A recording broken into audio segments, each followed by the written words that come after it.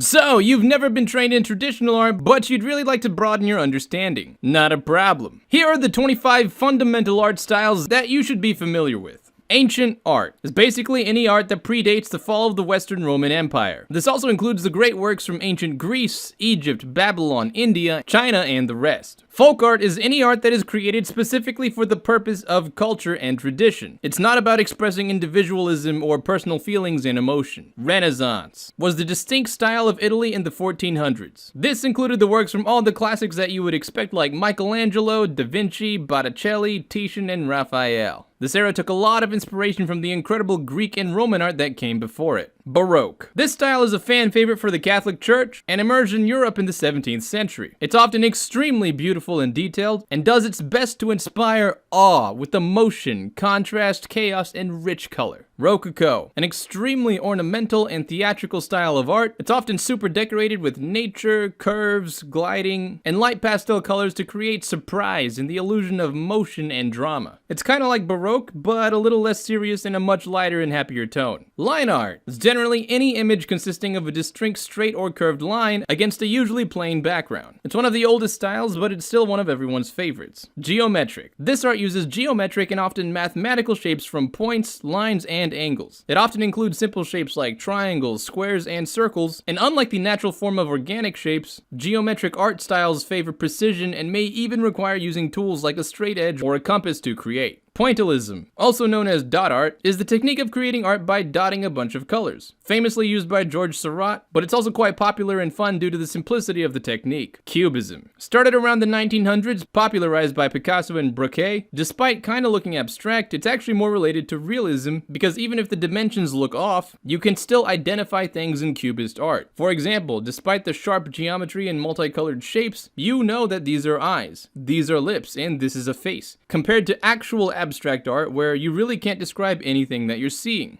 Minimalism. This art tries to express an idea with the fewest amount of visual cues. Picasso was awesome at this. For example, this is how he depicted a bull. This is how he depicted an owl. This is his fox. I think you get the idea. It's also an extremely popular architectural style because it makes rooms seem a lot more modern and spacious. Romanticism. Started in the 19th century when industrialization was taking over, this art style emphasized emotions and individualism, glorifying the past. Often depicting things in medieval history, works in this style often depicted intense feelings of beauty, love, anger, and horror. Fantasy. This style often originates from folk and mythology, and is commonly born from stories and illustrating narratives. It's a favorite for people to escape to the mystical and magical lands with monsters, fairies, dragons, spirits, and anything else you can really imagine. Art Nouveau. It's an international style for decorative and intricate design. Often inspired by the natural forms of plants and flowers, this beautiful style is characterized by curvy shapes, mustard olive, deep red hues, and a lot of asymmetrical patterns. This style is an effort to rebel against the harsh, blocky structures of industrialization. Ukiyo-e is the Japanese art of the Edo era. My personal favorite version of this art style is called bijinga, which literally means beautiful person art, which often depicts the geishas and other beautiful Japanese ornate fashionable women. Impressionist art. Formalized in Paris in the 1860s, this kind of art is largely identified with light brushstrokes and often seems dreamlike. It does not concern itself with the sharp, clear details, and you can often just barely recognize what is trying to be depicted. But somehow your brain knows that these are people, and that's a tree, even though people and trees don't look anything like that. This is a lot of people's favorite art style. Post-Impressionism. This was similar to Impressionism, however, it took the extra liberty of removing the need to stay faithful and true to realistic lighting and colors. The most famous of this style was Vincent van Gogh, who used his color and brushstrokes to convey his own emotions and the state of his mind, rather than the qualities of the actual landscape he was painting. Realism. This is basically any art that depicts reality, and it attempts to depict the subject as it really is without any interpretation or stylization or abstraction. Artists who work in this style often spend substantial amounts of time replicating the feel of depth, light, and shadows as they are depicted in real life. It's also a common style throughout history when it comes to depicting everyday life without any attempt to glorify or undercut the subject at hand. Surrealism. Just remember that this is the weird art that looks like stuff you would imagine on a dream or an acid trip. The name comes from surpassing realism. It often takes real-world ideas and objects and puts them in an unrealistic depiction. Expressionism. Appearing at the turn of the 20th century, this style aims to represent life as it feels or appears to the artist. Unlike realism, where the depth, light, shadows, and colors are intended to reflect reality, expressionism often uses the color and shape as a tool to express emotions and feelings. This often results in bold and unrealistic styles. Pop art, started around the 1950s, is fun and pops out at you. It takes full advantage of extremely popular images, characters, comics, books, and cultural events that everyone recognizes. Modern art. Contrary to the name, modern art refers to work created from the 1860s to the 1970s. Basically refers to art that started to deviate from the traditional real-life depictions of paintings of the real world. Generally, it's much more experimental and colorful. This is the kind of stuff that you'll see if you walk into any MoMA museum around the world. Contemporary. This is the actual art term for quote-unquote new art, or art that was created within the last 10 years or this generation. Because of this, contemporary art is a category that is constantly changing depending on the new art that comes out. Contemporary art is also affected by the limitations of modern technology and rendering abilities of the era. But because of this, it's often one of the most exciting styles because you really don't know what to expect from it. Graffiti. While generally known for being painted on public walls and considered vandalism by many, it's often colorful, unrefined, and raw. Regardless of the legality of it, it's a popular style and is constantly evolving. Figurative. This tends to be any art that retains strong references to the real world. When you're looking at this kind of art, you can easily identify what the shapes are supposed to be and what they're supposed to represent. And finally, we have abstract. This is the kind of art that you think is dumb when you're a kid, but as you get older, you really appreciate. Abstract art is when you try and convey an idea without drawing the idea directly. Let's say you were tasked to paint happiness. A figurative artist would probably draw something like a smiley face or a happy person. An abstract artist, on the other hand, would draw something like a warm collage of yellow and orange shapes, or some combination of color and shape that triggers the emotion of happiness for the audience. Abstract art is extremely difficult for most people, and if you ever have the chance to meet a professional abstract artist in person, I highly recommend you taking them out for coffee, because they're usually really deep, and you'll have an amazing conversation. So, those are the 25 styles that I think everyone should know. Hope that helps, and as always, hope you have a